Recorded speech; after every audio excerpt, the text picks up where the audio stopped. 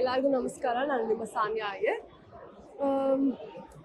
ಈಗಷ್ಟೇ ಮರ್ಯಾದೆ ಪ್ರಶ್ನೆ ಸಿನಿಮಾ ನೋಡಿ ಹೊರಗೆ ಬಂದಿದ್ದೀನಿ. ಸಮಾಜ ಶ್ರೇಣೀಕೃತಗೊಂಡಾಗ ಮುಗ್ಧ ಮನಸ್ಸು ಮನೆತನಗಳು ಚೂರಾಗಿ ಒಡೆದು ಹೋದಾಗ ಅತಿರೇಕವಾಗಿ ಆಯ್ಕೆಗಳನ್ನ ತಗೊಳ್ಳೋದೇ ಒಂದು ದಾರಿಯಾಗಿ ಕೊನೆ ದಾರಿಯಾಗಿ ಉಳ್ಕೊಂಡಾಗ ಏನಾಗಬಹುದು, ಏನೆಲ್ಲ ಆಗುತ್ತೆ ಅನ್ನೋದನ್ನ ಒಂದು ಒಳ್ಳೆ ಮನ ಮುಟ್ಟುವಂಥ, ಮನ ಕಲಕುವಂಥ ಸಂದೇಶದ ಜೊತೆಗೆ ಅಖಾಡಕ್ಕಿಳಿದಿದ್ದಾರೆ ಮರ್ಯಾದೆ ಪ್ರಶ್ನೆ ತಂಡ ಅಂತಾನೆ ಹೇಳ್ಬೋದು. ಈ ಸಿನಿಮಾನ ನಾವೇನಾದರೂ ಸೋಲೋಕೆ ಬಿಟ್ಟರೆ ಅದು ನಮ್ಮ ಮೇಲಿರೋದು. ಯಾಕಂದರೆ ತಂಡ 100% ಒಂದು ಶಕ್ತಿ ಹಾಕಿ ಒಂದು ಪ್ಯಾಷನೇಟ್ ಆಗಿ ಸಿನಿಮಾನ ಮಾಡಿದ್ದಾರೆ. ಸೊ ದಯವಿಟ್ಟು ಈ ಕನ್ನಡ ಸಿನಿಮಾನ ಸೋಲೋಕ್ಕೆ ಬಿಡಬೇಡಿ ಅಂತ ನಾನು ಕೇಳ್ಕೊತೀನಿ. ಚಿತ್ರಮಂದಿರಗಳಲ್ಲಿ ಹೋಗಿ ಟಿಕೆಟ್ ತಗೊಂಡು ಸಿನಿಮಾ ನೋಡಿ 2.5 ಗಂಟೆ ಯಾವುದೇ ಮೋಸ ಇಲ್ಲ. ತಾರಾಗಣ ಆಗಿರಲಿ, ಸಂಭಾಷಣೆ ಆಗಿರಲಿ, ಸಾಹಿತ್ಯ ಸಂಗೀತ ಆಗಿರಲಿ, ಪ್ರತಿಯೊಂದು ಇಟ್ ವಿಲ್ ಮೂವ್ ಯು. ನಿಜವಾಗ್ಲೂ ನನಗೆ ಸಿನಿಮಾ ಮುಗ್ದೋಯ್ತಾ ಅಂತ ಅನಿಸುತ್ತೆ.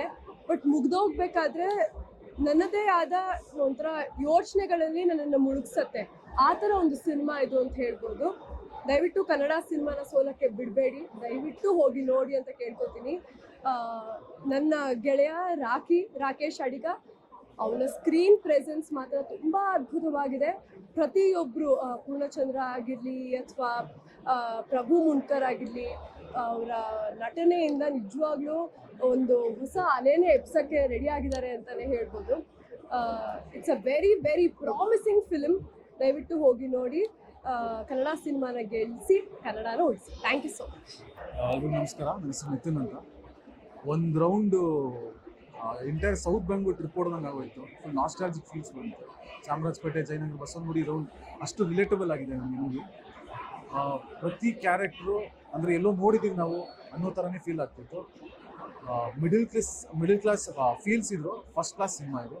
ಎಲ್ಲರೂ ಇದನ್ನು ನೋಡಲೇಬೇಕು ಅಂತ ಅಂದರೆ ನಾನು ನಿಜವಾಗ್ಲೂ ಕೋರ್ಕೋತಾ ಇದ್ದೀನಿ. ಅಂದರೆ people have to watch this movie. ಅಂದರೆ ಎಷ್ಟೋ ಸಿನಿಮಾಗಳು ಇವಾಗ ಬರ್ತಿರೋದು ಸುಮ್ಮನೆ ನಾವು ಲೋಕಲ್ ಆಗಿ ಮಾಡಿದ್ದೀವಿ ಅಂತಾರೆ. ದಿಸ್ ಇಸ್ ಪಕ್ಕಾ ಬ್ಯಾಂಗ್ಳೂರ್ ಲೋಕಲ್ ಸಿನಿಮಾ. ಇದನ್ನ ದಯವಿಟ್ಟು ನೋಡಿ ಸಪೋರ್ಟ್ ಮಾಡಿ. Pradeep, Soumyaji, all the best. Hi, ಮರ್ಯಾದೆ ಪ್ರಶ್ನೆ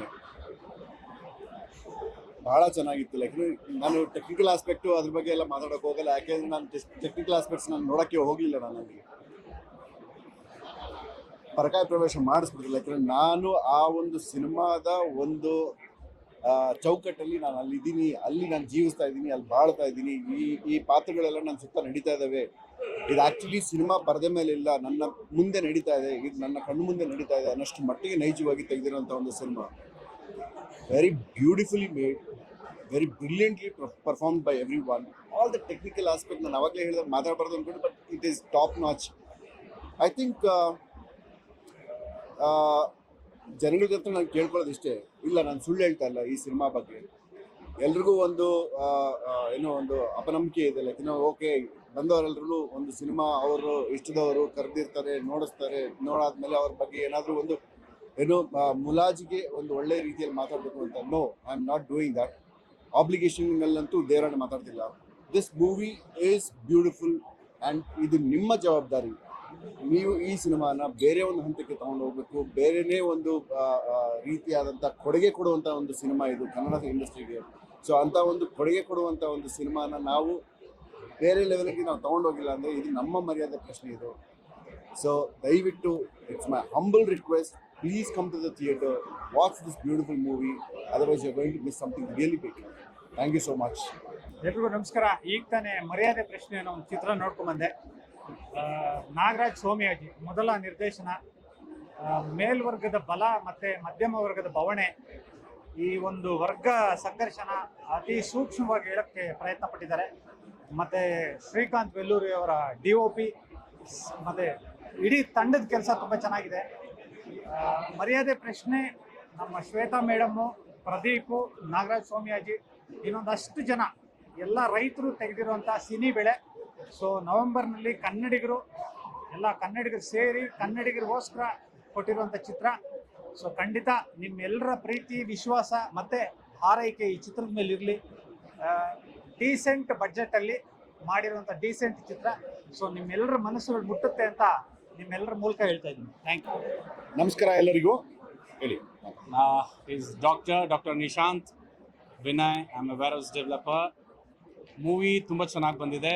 ಮರ್ಯಾದೆ ಪ್ರಶ್ನೆ, ಎಲ್ಲ ಕನ್ನಡಿಗರು ಮೂವಿ ನೋಡಿ, ಯಾಕೆಂದರೆ ಇದು ನಮ್ಮ ಕನ್ನಡಿಗರ ಮರ್ಯಾದೆ ಪ್ರಶ್ನೆ. ಸೊ ಹಾಗಾಗಿ ದಯಮಾಡಿ ಎಲ್ಲರೂ ಮೂವಿ ನೋಡಿ. ಕಂಟೆಂಟ್ ಚೆನ್ನಾಗಿದೆ, ಆ್ಯಕ್ಟರ್ಸ್ ಚೆನ್ನಾಗಿದ್ದಾರೆ, ನ್ಯಾಚುರಲಿಟಿ ಬಂದಿದೆ, ತುಂಬ ಚೆನ್ನಾಗಿದೆ ಮೂವಿ.